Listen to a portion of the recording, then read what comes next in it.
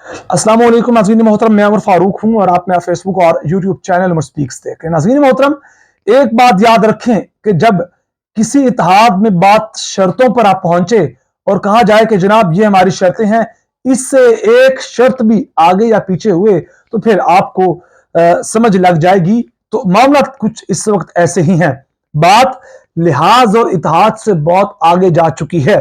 जो पहले मैंने आपको खबरें दी वो पुरानी हो गई, अब कुछ नई इतलात हैं, कुछ नए अपडेट्स हैं जो आपसे शेयर करनी है। और गुस्ताखियों का सिलसिला शुरू हो चुका है। हैरान कुन बात यह है कि इमरान खान पर जो सख्तियां हैं वो तो हैं, और मजीद आने वाले दिनों में मजीद ज्यादा हालात खराब हो सकते हैं इमरान खान के लिए। लेकिन इमरान खान साइड पर बैठ के अब इस तमाशे का बड़े शौक और बड़े दिलचस्पी से वो मुजाहरा कर रहे हैं, देख रहे हैं। मामला कुछ ऐसा कि जनाब पीपल्स पार्टी, नून लीग, JUIF की जानिब से मुख्तलिफ शराइत सामने रख दी गई हैं कि जनाब ये शर्तें हैं और इससे हम 1 इंच भी पीछे नहीं हटेंगे। यानी कि जूतों में जो दाल बटना है वो शुरू हो चुकी है। बड़ी दिलचस्प शर्तें हैं। JUIF की अपनी है, पीपल्स पार्टी की अपनी है, और नून लीग की जो शर्तें हैं उनमें जो एक कंडीशन है वो बड़ी दिलचस्प है।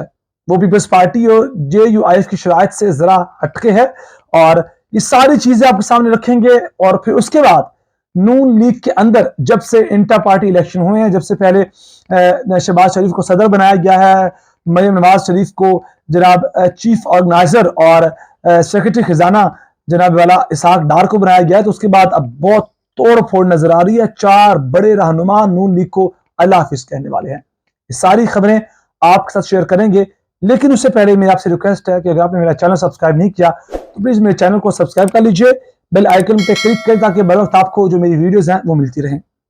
सबसे पहले बात करेंगे जनाब वाला JUIF की शर्तें चेक करें, उनकी सियासी कदकाठ चेक करें।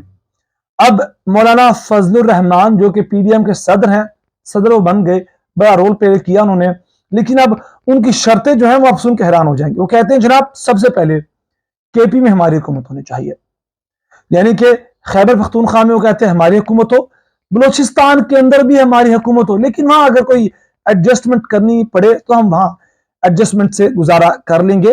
फिर वो कहते हैं सदारत का ओहदा भी हमारे पास हो। अब वो तो ये बात हुई ना, यानी कि जात दी कोर के लिए थे छतीजन जफ्फे, ये बात होगी कि आप अपनी सियासी कदकार देखें, कोई 4-5 सीटें आपकी और आपके शराइत, वो अगर आप PDM के बन गए हैं अगर सदर, और आप को 4-5 वजारतें मिल गई हैं, तो इसका मतलब ये नहीं कि आप इतने कुछ आप मांगने लग जाएं। और KP के अंदर आप हुकूमत बनाने के लिए उन्होंने अपने काम भी शुरू कर दिए हैं। जो समझी हैं मौलाना फजल रहमान के, जो KP के गवर्नर हैं, उनसे मुतालिक बड़ी शिकायत मिल रही है इस मौजूदा हुकूमत को। नून लीग ANP पीपल्स पार्टी बड़ी उधर शिकायत कर रही है कि जनाब वहां मामला थोड़े खराब नजर आ रहे हैं। उन्होंने वहां से चीजें अकाड़ पछाड़ शुरू कर दी है अपने सेटलमेंट करने के लिए, आइंदा आने वाले इंतखाबात के लिए।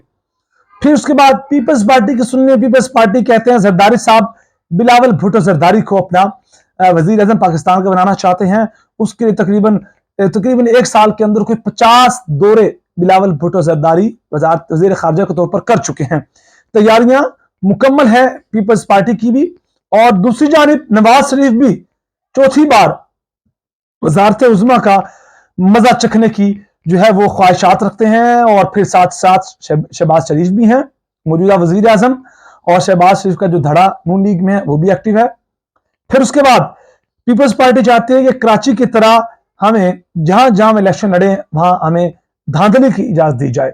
जिस तरह कराची के अंदर मेयर के इलेक्शन हुए हैं उस तर्ज का इलेक्शन हम करना चाहते हैं। बिलावल भुट्टो जरदारी ने कहा था कि जो कराची के अंदर मेयर के इलेक्शन है वो बताते हैं कि हम इलेक्शन जीत सकते हैं, हमारे अंदर सलाहियत है इस चीज की, बिल्कुल सलाहियत है। फिर वो कहते हैं जो देहाती सिंध है, जो रूरल सिंध है, देही सिंध है, उसके अंदर खुल्लम खुल्ला जो धांधली है उसकी इजाजत दी जाए। पीपल्स पार्टी की ये जनाब वाला तीसरी शर्त है। चौथी शर्त है बलूचिस्तान में खरीदारी और मंडियों के जो बाजार हम लगाते आ रहे हैं, आसिफ अली जरदारी कहते हैं वो हमें इजाजत दी जाए। जिस तरह सिंध में अंदर एक सिंध की मंडी लगाएगी और एक जिस तरह के पिछले एक चंद अरसे में खरीदारियां मंडियां लगाएंगी, अरबों रुपए लौटाएंगे, वो मामला हमें देखने दिया जाए। 5वीं शर्त है सराइकी बेल्ट के अंदर, जनूबी पंजाब के अंदर भी जरा हमें हाथ दिखाने की इजाजत दी जाए اور وہاں بھی ہم جو چاہتے ہیں وہ کیا جائے، کیونکہ آپ کو یاد ہوگا جب سے بھی پاکستان تحریک انصاف پر یہ کریک ڈاؤن شروع ہوا ہے، جتنے بھی کافی تعداد میں لوگ چھوڑ چکے ہیں وہ پیپلز پارٹی میں گئے ہیں، لہٰذا ان کو وہاں اپنا تھوڑا نمبر گیم بہتر لگتا ہے، تو کہتے ہیں کہ جناب جو سرائکی بیلٹ ہے، جنوبی پنجاب ہے، وہاں ہمیں ذرا کھل کر کھیلنے کی اجازت دی جائے۔ اب آتے ہیں پاکستان مسلم لیگ نون کی طرف۔ ان کی ایک ہی شرط ہے، ان کی کوئی بڑی شرط نہیں ہے۔ ان کی کیا شرط ہو سکتی ہے؟ آپ گیس لگا سکتے ہیں، آپ کو اندازہ ہو سکتا ہے وہ کیا کہتے ہوں گے۔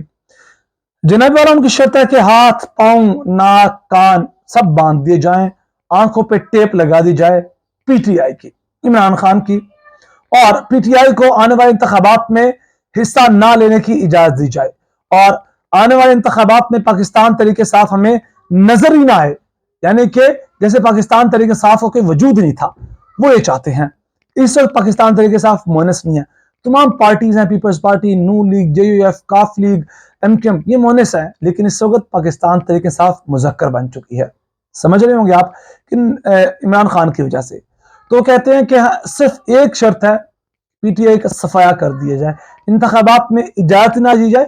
بڑی کوشش کی کہ مریم نواز کی جانب سے اور یہ جناب والا ان کے جو بڑے بڑے رہنما ہیں مریم اورنگزیب کی جانب سے، رانا ثناء اللہ کی جانب سے، کہ پاکستان تحریک انصاف پر ایک ایسی جماعت کا دھبا لگا دی جائے کہ ایک دہشت گرد جماعت ہے، ایک ایکسٹریمسٹ کی ایک جماعت ہے، تو یہ الیکشن میں نہ جائے۔ ان کی یہ شرط ہے۔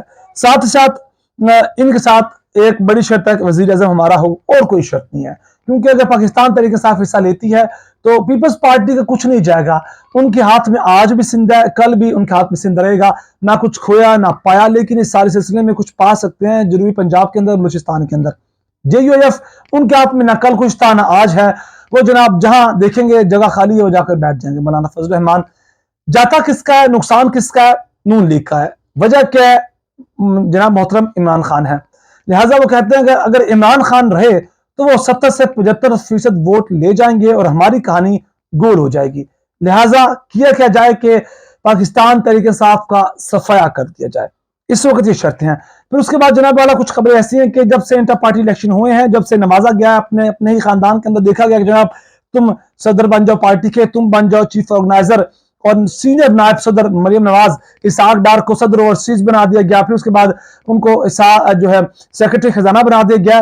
تو اس ورکر کنونشن میں تقریباً 2100 لوگ ورکرز ہیں، ان کے تعداد ہے، اس میں کئی لوگوں کو بلایا نہیں گیا۔ تو اس سارے معاملے میں 4 بڑے لوگ، سب سے پہلے سردار مہتاب عباسی، بڑا نام ہے مسلم لیگ نون میں، پھر اس کے بعد اقبال ظفر جھگڑا، ان لوگوں کو بلایا بھی نہیں گیا اور یہ ناراض سے یہ آئے بھی نہیں ورکر کنونشن کے اندر، اور انہوں نے الگ سے اپنا نظریاتی گروپ بنا لیا ہے۔ نون لیگ کو کافی شکایات ہیں کہ جناب یہ کیا سین ہوا ہے، اور وہ کہتے ہیں کہ چند دنوں میں، آئندہ آنے والے دنوں میں وہ اپنا کوئی فائنل لائے عمل طے کر کے میڈیا پر آ سکتے ہیں۔ تو وہ خالی پاکستان تحریک انصاف کے اندر نہیں ہو رہی، نون لیگ بھی اس چیز کا شکار ہے، کیونکہ حالات نون لیگ کے پہلے سے بڑے خراب ہیں۔ تو اس سارے معاملے کے اندر اب مفتاح اسماعیل، خاقان عباسی، کیسر شیخ وغیرہ ایک الگ اپنا بنا کر بیٹھے ہوئے ہیں، 1.5 دن کی مسجد، اور مفتاح اسماعیل اور خاقان عباسی، کیسر شیخ کو پچھلے دنوں وزیر اعظم شہباز شریف نے صاف و سیدھے الفاظ میں کہا تھا کہ جس کو اسحاق ڈار پر تنقید کرنی ہے وہ پارٹی سے چلا جائے۔ اسحاق ڈار بہت اچھے ہیں، اور مریم نواز نے تو پچھلے دن بڑی حیران کن بات کی، وہ کہتے ہیں جناب والا اسحاق ڈار نے تو راتوں کو جاگ کر پریشان ہو کر اپنی صحت خراب کر لی ہے، یہ حالات ہیں۔ پھر جناب والا اب وہ جو بلال بھٹو نے کہا تھا کہ جناب اگر آپ جو سیلاب متاثرین ہیں ان کا فنڈ اگر بجٹ میں مختص نہیں کرتے تو ہم کچھ نیا رد عمل دکھائیں گے اس پر۔ احسن اقبال نے کہا کہ بجٹ کی تیاری میں تمام اتحادیوں کو شامل کیا گیا تھا، بلاول کی جو وارننگ تھی اس پر احسن اقبال نے اپنا ایک رد عمل پیش کیا۔ وہ کہتے ہیں بجٹ کی تیاری میں ہم نے تمام اتحادی جماعتوں کو شامل کیا تھا، حکومت کی کوشش ہے کہ ہر فیصلہ اتفاق رائے سے کیا جائے، اور انہوں نے کہا کہ وزیر اعظم کی قیادت میں ہم کوشش کر رہے ہیں کہ تمام فیصلے اتفاق سے کیے جائیں، اور وزیر اعظم نے ہمیشہ اپنے اتحادیوں کو ہر فیصلے میں شریک کیا ہے، اور انہوں نے کہا کہ اتحادی حکومت کے فائدے اور نقصان بھی ہوتے ہیں، ہم نے بجٹ سمیت ہر فیصلے میں اتحادیوں کو شریک رکھا۔ اور اس سارے معاملے کے اندر میں آپ کو بتا دوں کہ بلاول بھٹو نے کہا تھا کہ ہمارا حصہ رکھا جائے بجٹ کے اندر جو متاثرین سیلاب ہیں، کیونکہ سندھ کے اندر جو سیلاب آیا تھا بہت متاثر کیا تھا۔